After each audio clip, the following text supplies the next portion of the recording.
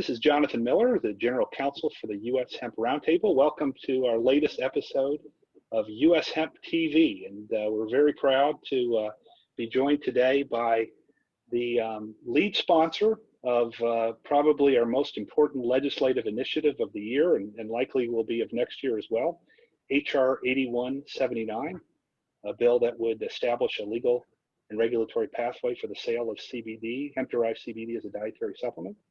His name is Schrader. He is a Democrat from the great state of Oregon, and we welcome him to our show. Welcome, Congressman Schrader. Oh, thank you, Jonathan. It's great to be on the show, and love to discuss a topic that needs to be discussed and needs to be resolved here in the near future. Great. Well, let's start off by kind of talking about your journey and how you got here. I mean, again, you are the lead sponsor of our most important piece of legislation, which means for the hemp industry, you're really one of our heroes right now, and we're going to be really relying on your leadership as this bill moves forward. And want to kind of understand what motivates you. Why hemp? Why CBD? Why were you willing to take up this important effort? I guess a variety of reasons, to be honest. I come from Oregon. Hemp has historically been a big product from my state, at least back in the day. Fallen out of use with a lot of more synthetic products out there for a lot of the uses that hemp was prone to back in time. Much like Kentucky, Virginia, West Virginia. I mean, this product has multiple uses, been safe, been used for generations. With the advent of marijuana that has a very high THC content, hemp fell on tough times. The two became conflated as one, and as we know, they're two very, very different substances used for very different purposes. My state has been a leader in the hemp industry. It's been a leader in the marijuana industry too. We have very strict regulatory framework. Our Oregon Liquor Control Commission actually deals with marijuana distribution. It is available on the retail market in our state, like it is in many other states in this country at this time. However, I have a lot of farmers who want to get back to growing hemp. The CBD oil derivative has been shown clinically and anecdotally to be very, very helpful in a wide variety of disease disorders and pain management, quite frankly. I'd argue that with the advent of concern about addiction to opioids and other narcotics, CBD provides us with a very safe alternative for pain management and getting people off of this cycle of addiction from prescription drugs, for goodness sakes. So all these things came together, and as a veterinarian for 30 plus years, used to off-label market type of drugs, DMSO comes to mind, that we've gotten, the FDA allows its use, but it's very difficult to quantify it in a clinical trial since it varies so much from individual to individual with its beneficial aspects. And at this point, I'd liken CBD to that. To date, harmful effects, zero. Beneficial effects, potentially very many. And when I talk to farmers in my district, the product grows really well in Oregon's climate. And they see a market that could really help them through some of these very tough times.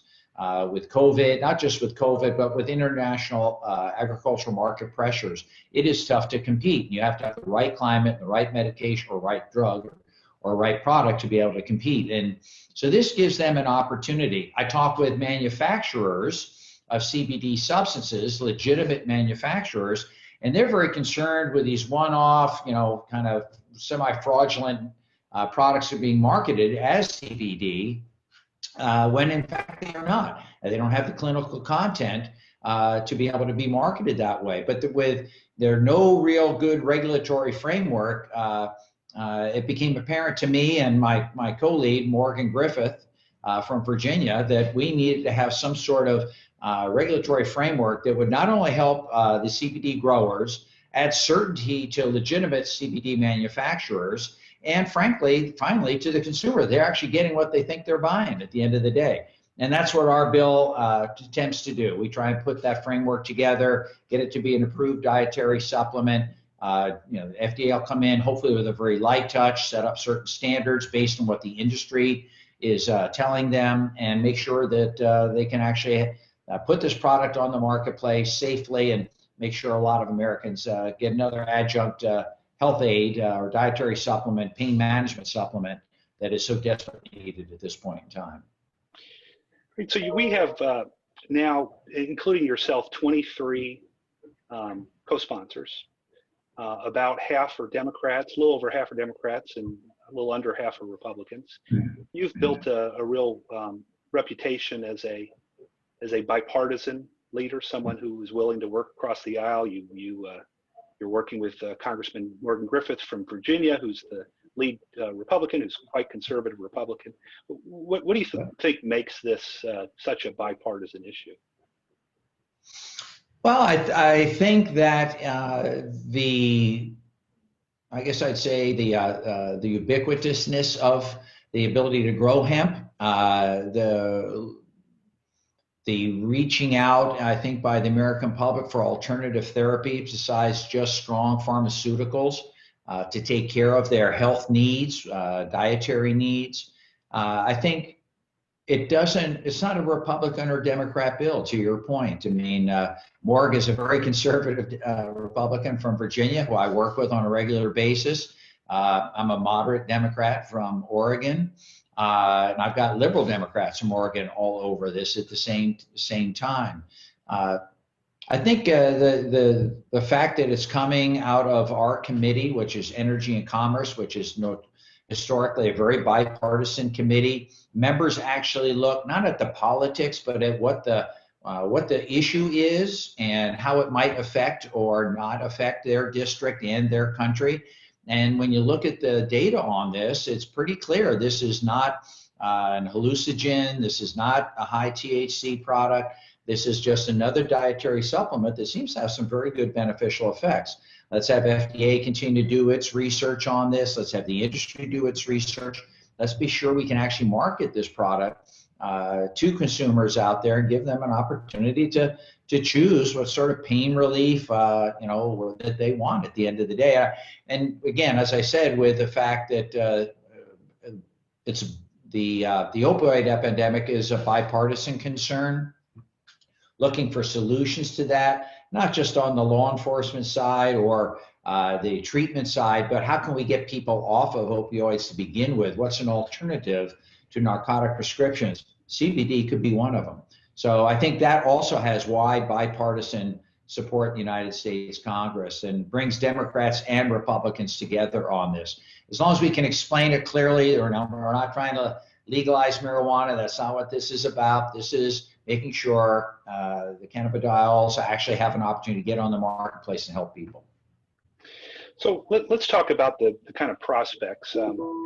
It seems we're taping the show on November 16th. It seems to be quite highly unlikely that this will get passed by the end of the year. And so this is more of a 2021 project. We've got a new Democratic president coming in. The House Democratic lead is probably narrowed a bit. And as of today, it looks like it's likely the Republicans will hold the Senate, but certainly not certain. But we are clearly in a very polarized nation, and where Democrats and Republicans are almost even. How does that play out in passage of this bill next year? Are we going to have more of the kind of nonsense that Democrats and Republicans can't get anything done, or are Democrats and Republicans in the beginning of a Biden administration going to be looking for bipartisan wins like this? Well, I think you're exactly right. They would be looking for things like this. This is a nonpartisan bill. That's the beauty of it. You pointed it out. It's almost evenly balanced. Democrats, Republicans supporting it. If it's the majority leader has a hemp industry in his state, for goodness sakes. Powerful Democrat on the Senate side, Wyden, has the hemp industry in our state, for gosh sakes. It crosses party lines. I think Congress is going to be desperate next year to find some non-ideological issues that they can rally around and show the American people we can still govern. I, for one, will be pushing this pretty hard, as I think Morg will too. I am a member of what we call the Problem Solvers Group. That's a group of Democrats and Republicans, again, evenly divided. Can't have any more Republicans than you can Democrats in this group. So there's 50 of us, 25 Democrats, 25 Republicans. I'm going to bring this legislation to this group. Say, hey, can you guys get behind this? I'll explain the bill, what it does, what it doesn't do, so that folks have a clear idea of what it is. And I think we get problem solvers behind that. That's another group of members that could be added to the list of co-sponsors potentially of this bill and move this thing forward. Again, I think Congress performs better than some people give it credit for. I point out to the money we spent to keep businesses and families afloat during the COVID epidemic this past year. We spent a lot of money on a lot of different things for families and businesses, and we did the right thing. And I'd like to think that this camaraderie on when times are tough and looking for bipartisan things to work on, that this bill falls right into it. I'm glad you brought up the problem solvers. I didn't realize you were part of that group. I was one of the co-founders of No Labels, which kind of kicked off that caucus. And very good. I will back before we got all the congressmen supporting. I used to be a spokesperson for that. I even got to be on the Daily Show with Jon Stewart to talk about No Labels. So I'm glad you're part of that. Well, I actually started the problem solver section of it. I actually started the problem solver section of No Labels with Reed Ribble, Republican buddy of mine from Wisconsin. Great.